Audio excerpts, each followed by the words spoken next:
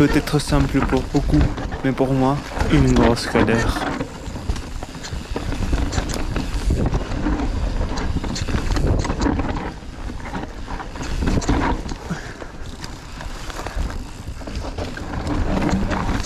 Oh putain!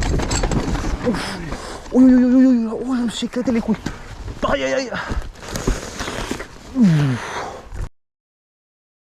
Mais ça s'arrête pas là. Alors, je viens me la faire, je suis tombé une fois.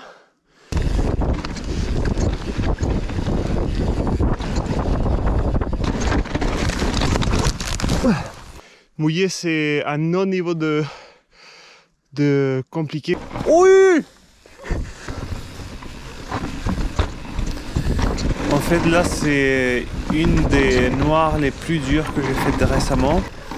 Et on est parti avec le groupe, là, Boris et Chris, faire la descente et les sauts magiques de la chamois. Et j'ai vraiment galéré. Et du coup, on a passé tous les passages doucement, on les a refaits. Une à la fois, comme là, un bon exemple de moi en train de la faire. Et franchement, ça a été beaucoup plus compliqué de ce que je m'attendais.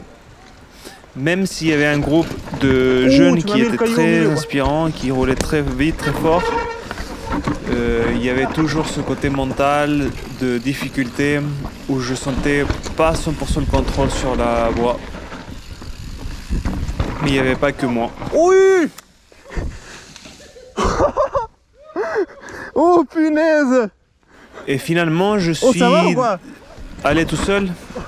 Il pleuvait et je pense que c'était une des meilleures décisions que j'ai faites récemment.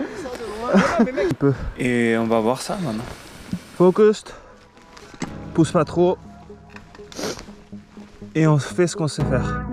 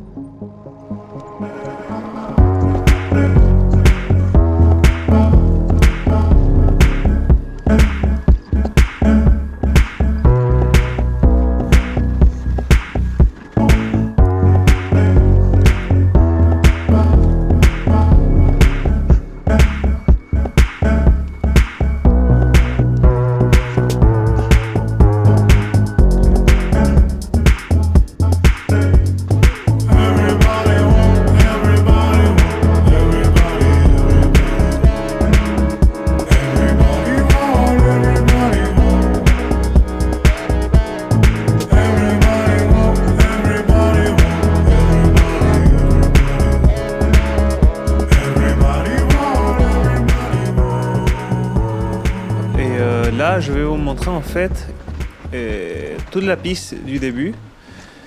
Et c'est vraiment une belle voie. Là, du coup, on est vraiment au début de la piste. Passe par là. Premier caillou à rouler.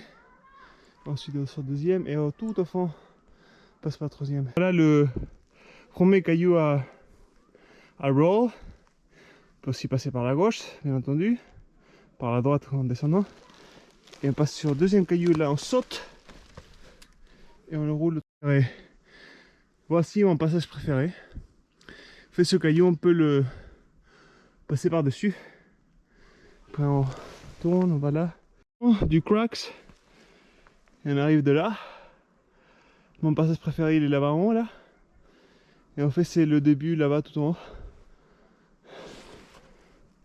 Voilà, ça c'est l'angle de la partie la plus raide. Passe ce caillou, on tourne à droite et par là, il y a les deux sauts d'affilée. Voilà le premier gap de vue d'en haut, là.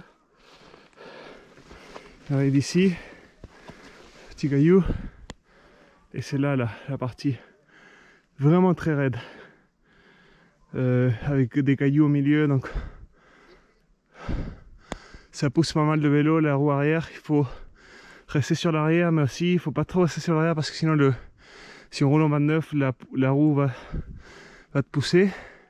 Ça m'est arrivé 2 fois déjà. et tu risques de partir vers l'avant. Donc voilà, on tombe ici. Vraiment en pente. Et on saute là. Et là ça descend comme une fusée. Hein. Là, il faut pas prendre trop de la vitesse si on n'arrive plus à freiner. C'est là que je suis tombé. Juste en face de. Juste à côté de l'arbre.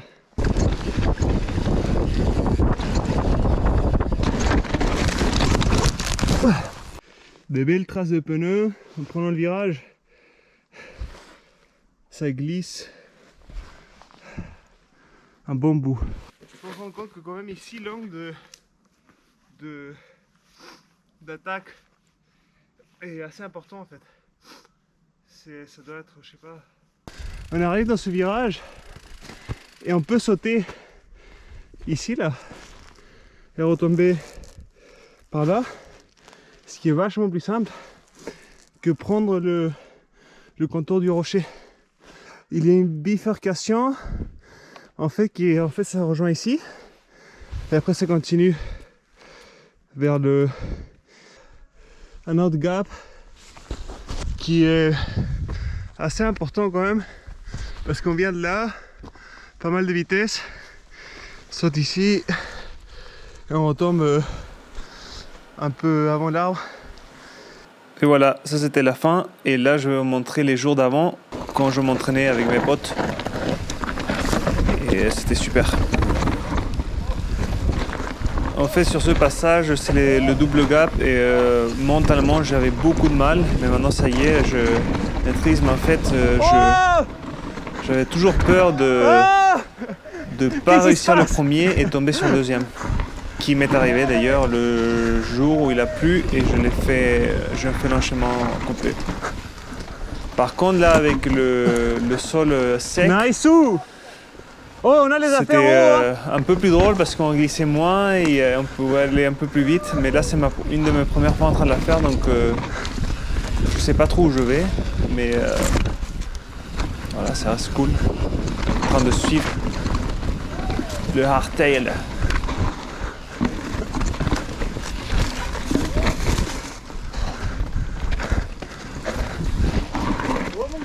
Mourir plus d'une fois. Oh mec, je t'ai vu. On a failli faire bloc pas. Ouais. Honnêtement, j'étais très inspiré par Chris avec son semi-rigide. Il envoyait tous les sauts. Il m'a vraiment aidé à pousser un peu le niveau et de trouver mon propre rythme. Même s'il y avait des passages que pour lui c'était très compliqué vu qu'il n'avait pas de suspension arrière, mais sur le reste il envoyait du lourd. Donc vraiment cool. Et un grand merci à Monsieur Boris, l'explorateur, avec son style unique BMX DH, parce qu'on a découvert tout ça avec lui. Et son flow, il est génial, donc c'était vraiment la classe de suivre. Et quelle journée!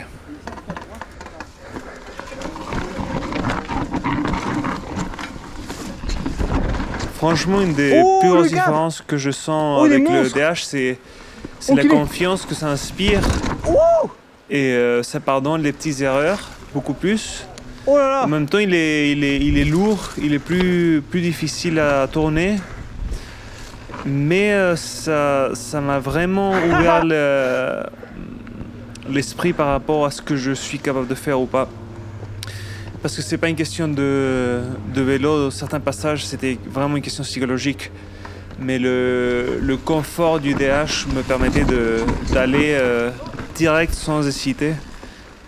Et ça fait vraiment la différence dans ces journées-là.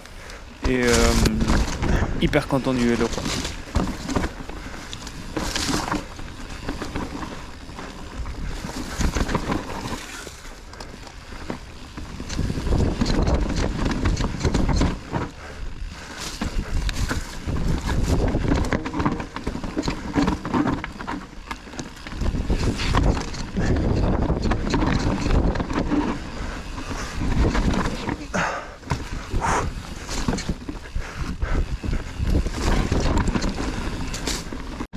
Ouh putain, c'est que des cailloux quoi en fait.